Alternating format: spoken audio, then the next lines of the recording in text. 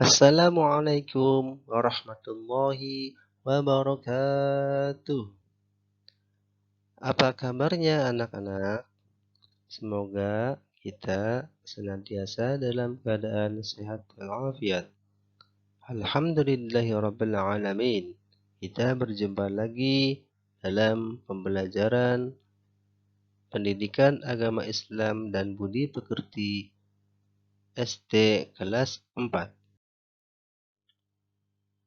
Pada kesempatan kali ini kita akan belajar bab 4 dengan judul Menyambut Usia Baligh. Baiklah anak-anak, sebelum kita memulai belajar, alangkah lebih baiknya kita mengetahui tujuan pembelajaran. Diharapkan setelah mengikuti kegiatan pembelajaran kalian dapat 1. Menyebutkan tanda-tanda usia baligh atau kedewasaan dengan benar. 2. Membuat paparan mengenai tanda-tanda usia baligh dalam pandangan ilmu fikih dan ilmu biologi dengan benar. 3. Membiasakan sikap bersyukur, taat beribadah, dan bertanggung jawab. Sebelum kita memulai pembelajaran, marilah kita melakukan pembiasaan terlebih dahulu dengan membaca surat-surat pendek. A'udzu billahi minasy syaithanir rajim. Bismillahirrahmanirrahim. Wal 'ashri innal insana lafi khusrin إلا الذين آمنوا وعملوا الصالحات وتواصوا بالحق وتواصوا بالصبر. صدق الله العظيم. Alhamdulillahi Rabbil Alamin. Gimana anak-anak? Masih semangat? Semangat dong. Sebelum kita memulai pembelajaran, marilah kita amati gambar berikut. Di situ jelas tergambarkan tahapan kehidupan manusia di dunia, dari sejak dilahirkan, menjadi anak-anak, menjadi remaja, menjadi dewasa, menjadi orang tua, sampai pada usia senja. Dalam prosesnya, kehidupan manusia di dunia pasti akan melewati usia baligh.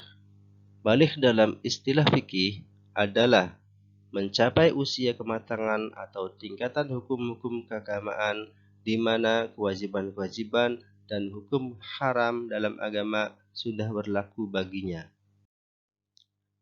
Tanda-tanda usia baligh menurut ilmu fikih. Dalam kitab Safinatun Najah dijelaskan bahwa untuk laki-laki ditandai dengan mimpi basah, kemudian berusia genap 15 tahun, sedangkan untuk perempuan ditandai dengan keluarnya darah haid, kemudian berusia genap 9 tahun. Kewajiban mandi bagi yang berhadas besar. Anak yang mengalami mimpi basah dan haid itu sedang berhadas besar. Untuk bersuci dari hadas besar agar bisa melakukan ibadah seperti sholat dan membaca Al-Quran, maka ia wajib mandi terlebih dahulu.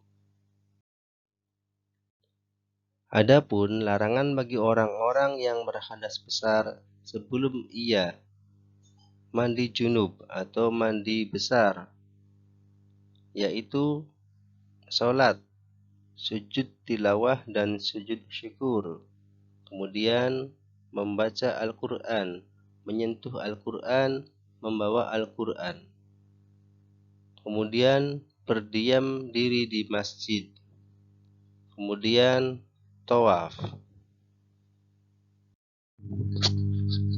Selanjutnya, tanda-tanda baligh dalam pandangan ilmu biologi. 1.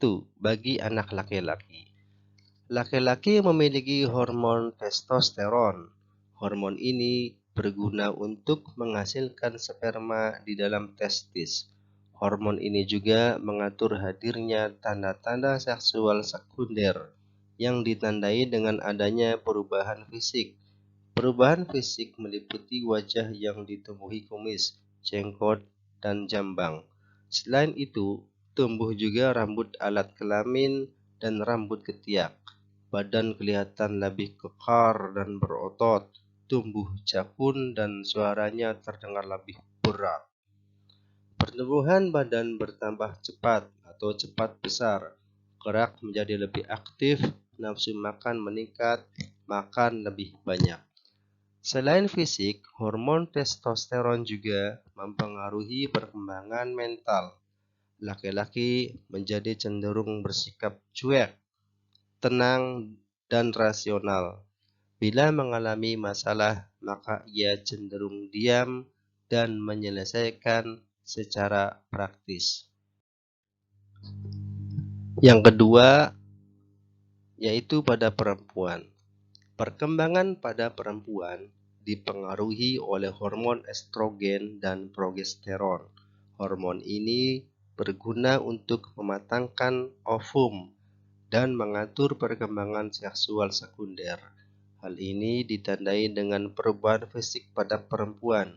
Perubahan itu antara lain terjadi pada pinggul dan payudara yang mulai membesar, tumbuh rambut pada alat kelamin dan ketiak.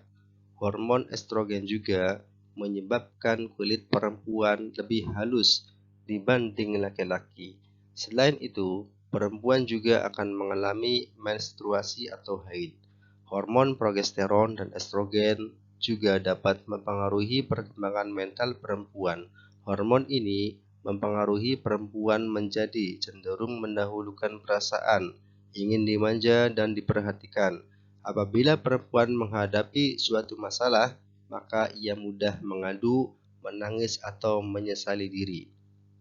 Perubahan fisik antara lain, pertumbuhan badan bertambah cepat, gerak menjadi lebih aktif, nafsu makan juga meningkat, makan lebih banyak, dan suara menjadi lebih merdu. Kewajiban setelah usia baligh. Bila kalian telah mengalami tanda-tanda baligh, berarti kalian telah disebut mukallaf. Mukallaf artinya orang dewasa yang wajib menjalankan hukum agama. Semua aturan agama wajib kalian indahkan. Aturan dalam akidah, keimanan, ibadah, dan akhlak. Seluruh perbuatan akan dibalas oleh Allah Subhanahu wa Ta'ala. Amal baik dengan pahala dan amal buruk dengan dosa. Yang pertama, kewajibannya yaitu sholat fardu. Sholat diperintahkan kepada anak sejak berusia 7 tahun. Rasulullah Shallallahu Alaihi Wasallam bersabda, perintahkanlah anak-anak kalian untuk mengerjakan sholat pada usia 7 tahun dan pukullah mereka untuk sholat pada usia 10 tahun serta pisahkanlah tempat tidur mereka. Hadis riwayat Abu Dawud. Kewajiban yang kedua bagi orang yang sudah baligh yaitu menutup aurat. Aurat ialah bagian tubuh manusia yang harus ditutupi menurut ketentuan syariat. Bagi laki-laki, auratnya adalah anggota badan antara pusar dan lutut. Sedangkan bagi perempuan adalah seluruh badan selain wajah dan telapak tangan.